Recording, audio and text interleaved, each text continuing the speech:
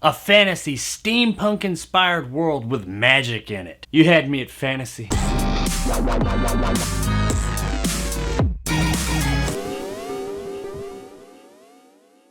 Abigail follows a young woman who lives in a city that because of infection, a huge wall went up around it about 100 years ago. And now everyone's constantly in fear of this infection randomly taking over people. The government's enacted kind of like a martial law and they just rule with an iron fist. Their masked police force called inspectors roam the streets looking for people to check them, and if they had the infection, they immediately take them away. It's very oppressive in an Orwellian kind of way. And when Abigail was a little girl, her father, which worked for the government as a scientist, was classified as infected and taken away to wherever they take the infected people. And all these years, she and her mother have assumed that he was dead. Through a course of events, Abigail catches wind that he may not be dead, and he may just be being held hostage somewhere. She does some digging, she travels the city, she comes across a secret part of the city where some people with magical powers are living. She bands together with these guys to go and try and find her father and the other people that have been taken away. And lots of magic, fighty stuff happens. Oh yeah, and it's set in a steampunk 1930s-esque world. I saw the trailer to this movie online a while back and thought it looked pretty cool. It didn't really tell you much of what was going on in the story, but it did present you with what the tone and setting of the movie was. And I really thought that tone and the visual flair of this movie looked very interesting. So, upon looking into it more, I found that this movie was actually released in 2019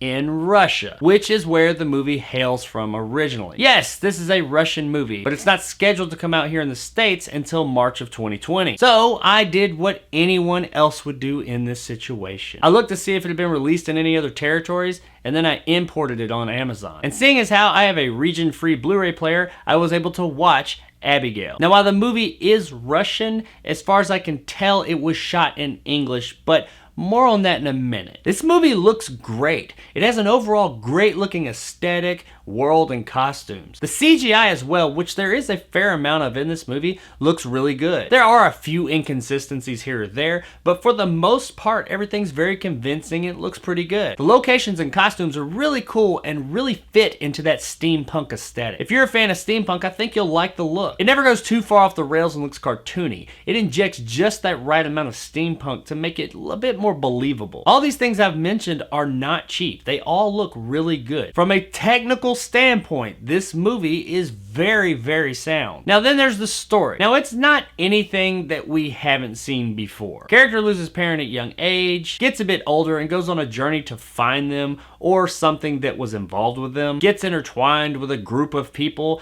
and they go to some type of battle against a greater force. Like I said, we've seen this before. However, as far as a vehicle to get interesting characters through an interesting world, I'm really okay with that. It's fine. And this is an interesting world. It's very well thought out and seems very lived in. There's a lot of cool lore that they go over about this world that just really makes it come to life. And some of that transfers over to the characters. The characters also seem like they have a lot going on and a ton of backstory. This movie has all the right ingredients. Unfortunately, they don't all quite fit together just right. It's close, but not quite. Now, while I said these characters seem like they got a lot going on and tons of backstory, the unfortunate side of that is that the movie doesn't do a very good job of developing those characters and conveying that backstory to you, the viewer. So it can seem like they have all the backstory and history in the world, but at the end of the day, they're all just pretty underdeveloped. And it's kind of hard to develop an emotional connection to underdeveloped characters. The movie also seems like it's missing like short scenes throughout the film. You're never lost or anything. I understood what was going on the whole time, but it doesn't always transition very smoothly. Like they'll be working up to something in one scene, and then in the very next scene, they're just already there. And like I said, you understand what's going on, but it just seems like you're missing something. You're missing the rest of that part to how they got there. This happens quite a bit throughout the movie, especially in the second half, and it makes the movie seem a bit disjointed overall. Also,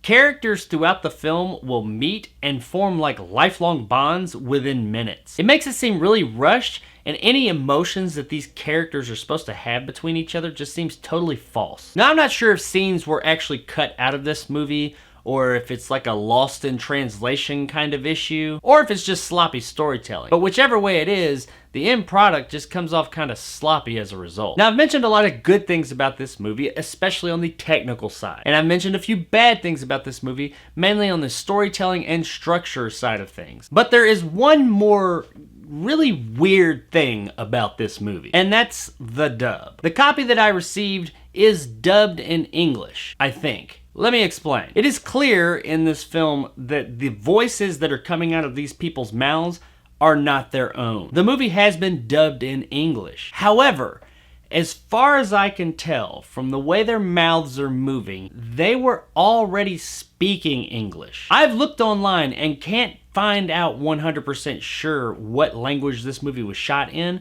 but from watching the film from beginning to end and paying very close attention to it, it really seems like they're speaking English, which leads me to wonder, why did they redub everybody in the movie? Because in doing so, it really affected the experience, and not in a good way. Now, I'm not a dub versus subtitle snob or anything. I'm good either way. A good story and movie's a good story or movie. If it's a dub or subtitles, whichever, I don't really care. Typically, if it's like a shitty dub, I can live with it because I understand, you know, that's what it is. The good performances will come through either way. But here, it was like really odd because the dub is just like awful. And as far as I can tell, it's totally unnecessary because there's no way in hell you can convince me that the voices that are coming out of all these characters' mouths are their own. Maybe one or two of them, but the vast majority of the people in this movie, that is not what they sound like in real life. I don't know, maybe there was like some heavy accents going on or something and they decided to dub over it for the rest of the world. I couldn't tell you. But what I can tell you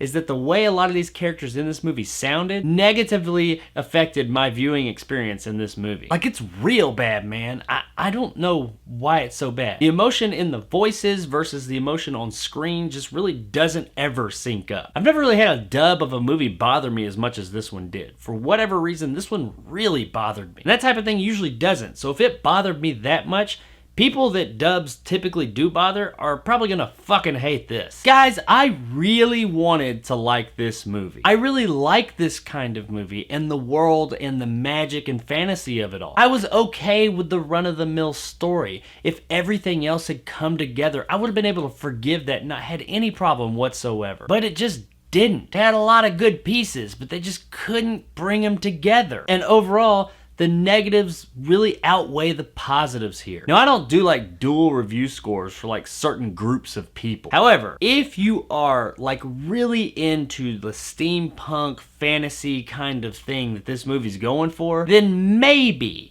I would say you could check this one out on Netflix. Maybe. But for everybody else, and honestly, a lot of those lovers of that genre as well, unfortunately, the best I could do with this one is USA Up All Night. I really hate that because there's some really cool things and ideas in this movie. But it's almost like that makes it even worse, that all these cool things are right there and they just can't quite come together, creating an overall sloppy experience you just really don't care about in the end. So there it is, guys, my review of Abigail. If you enjoyed and want more content like this, hit that subscribe button and help my little channel grow. If you liked what I had to say, give me a thumbs up. If not, let me know in the comments below why. And as always, I'll see you guys next time.